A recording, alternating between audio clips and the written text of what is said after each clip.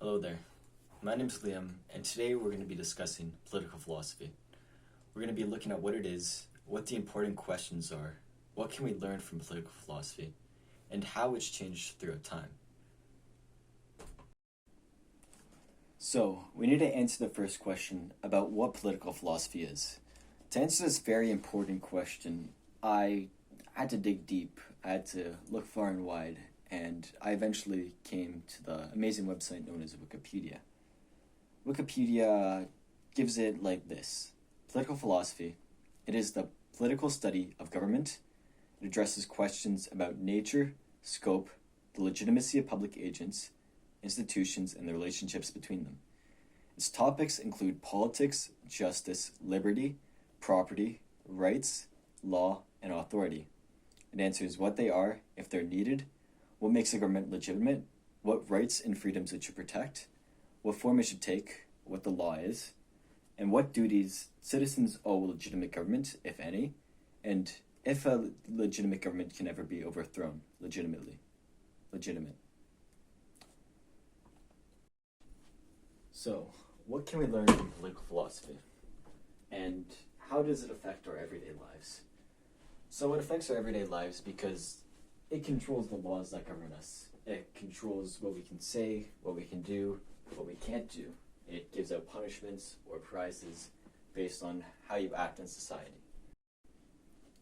So, that brings us to the question of justice. So, this brick, I took it. I know, I'm a criminal. Anyways, when I took this brick, I did something illegal. It was an abandoned factory. Nobody cares about it. But I still broke a law. But is it just if I get punished for that crime? There's a pile of bricks, presumably to be disposed of. No one cares about it. And I got something from it. How would it be fair if I got punished for the law? Is it supposed to be fair? And how is this law enforceable? If I didn't tell you I did this, no one would know. Does it hurt anyone? These are all questions which need to be answered by political philosophy. So, how about the history of political philosophy? To start off our history, we're going to be looking at ancient China. Particularly, we're going to be looking at Confucianism and ancient Chinese philosophy. There are a few core principles of Confucianism relating to how government should be run. First is a virtuous leader. It should be based on the moral character of the ruler. If the ruler is not a moral person, it should not be in charge. Next is the mandate of heaven. It's the idea that the government is chosen by heaven, or God, or the sky, whatever you want to talk about, and that as long as they act moral, they're going to stay in power, and they're righteous because of that. It also believes that if the government is not legitimate, the people should overthrow it. Therefore, the mandate of heaven is no longer upheld. Next is that there's a relationship between how the family and the government are run. So family is kind of like the son to government, and government is the father to family. Alright, next we're going to be looking at Plato's political philosophy. His political philosophy is outlined in The Republic. The Republic is a dialogue of his where he goes over his ideas of justice and the ideal state. His idea of justice is when everyone performs their role in society and does not interfere with others. This is the same in the soul. When all parts of the soul are properly aligned, they will then have a harmonious soul. His idea of the ideal state has three different roles in it. At the top, you have the philosopher kings. These are the people who have all the knowledge in society, and they're rulers because of it. He uses the analogy of the state ship to prove this is the best way to run a country or a state. So imagine there's a ship lost at sea. The rest of the crew does not know where they're going, but there is one navigator who does. If it's a democratic system, everyone will put in their opinion and they won't get anywhere. But if the navigator is on top and can lead them, they'll find their way home. Next, you have the auxiliaries. These are the soldiers of society. They will uphold the law of the philosopher kings and protect the country.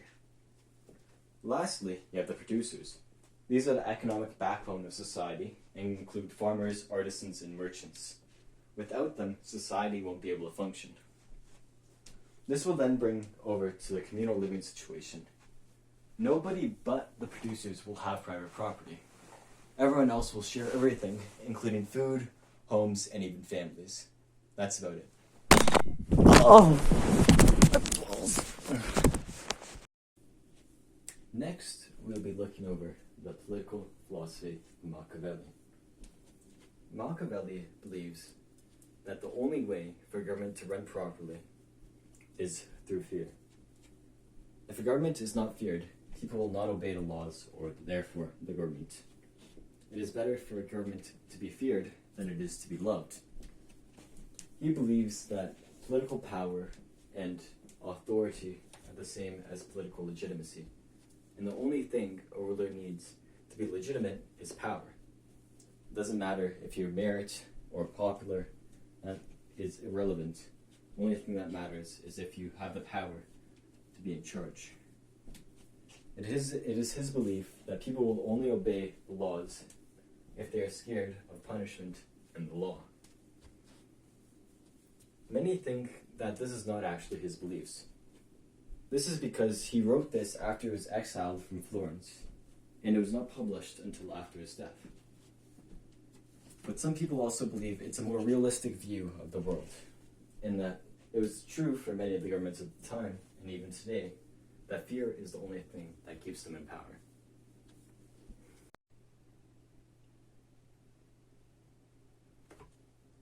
You thought I was frozen, didn't you?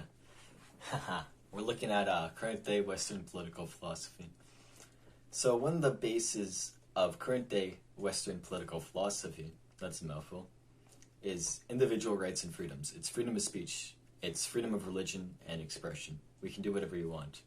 I can call you Bingus if I want. Bingus. Look at you. Alright, another one is equality. No matter what your skin color is, your race, your gender, your wealth, everyone's treated the same, and that's the way it should be. Another thing is democracy. Democracy is very important. It's what we pride ourselves on. It's that everyone gets a voice in how the country's run, whether you think that's a good thing or not. Next is the rule of law. Everyone's treated by the law the same way, even if you're the top of the top, like the president, or you're any normal person. Lastly is capitalism. Free markets are very important to Western society. Private property, economic competition, all of it is the basis and how our society has been built upon.